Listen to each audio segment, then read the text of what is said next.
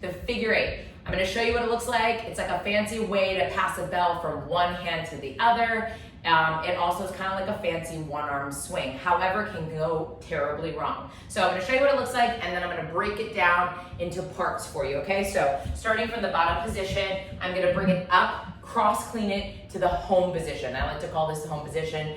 This is kind of like just the spot where you kind of stop for a second and think about what's happening next, okay? A little break here. So if you'll notice, my hand is cradling the bell, my right arm is coming across the body, I'm holding that handle, there's a little bit of space on the inside. So here's what the figure eight looks like for you guys, okay? So the bell goes through my legs, I pass the handle, I lock out my legs, I come to the top. I'm gonna show you what it looks like from the side, back to the top position, back to my home position like I was talking to you guys about. Okay, so here's how we're gonna break it down.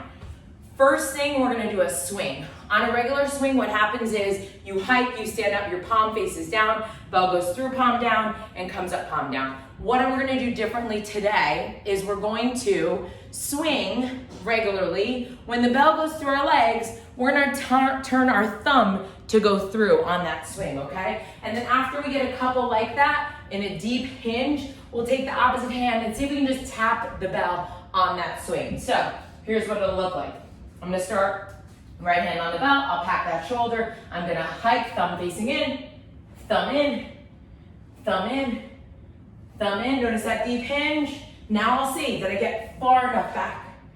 I can tap that handle, I know that I got far enough back, okay? So once you do that, you start to see whether your hinge is deep enough for that figure eight, okay? Now, part two, we'll practice those cross cleans to keep coming back to that home position and feel comfortable there, okay? But on the cross clean, I want you again, when you go through, thumb in, back up, just to start to get used to that thumb to thumb pass for the figure eight, okay? So we start on the ground, I'll give it one swing, and then I'll go thumb in, cross clean, thumb in, cross clean. Show you guys from the front, home position, thumb goes in, deep hinge, and cross clean, okay? Again, you wanna make sure that you're finding that deep hinge so the bell goes all the way through. Now let's take it to the figure eight, okay? If you'll notice, there's space on that handle that's facing me, all right? That is so I can grab the bell. Now, here's what'll happen.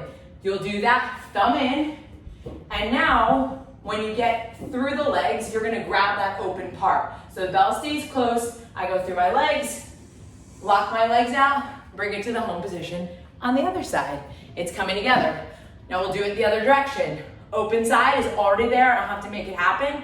It happened right on the pass. Bell goes through, thumb to thumb, I stand up, I finish at the top position. Now, here's a couple things that go terribly wrong without that prep. Not enough hinge, and you start to just squat and try to get the bell. So you don't want to do this, okay? The other thing is, and I've done it before, you knock your leg. Well, you wanna make sure that you go back far enough that you can come back through, okay? So you wanna use a lighter bell, something that is not gonna hurt you, something that you feel comfortable with, and we'll practice it. If you guys have any questions, you know I'm always here for you.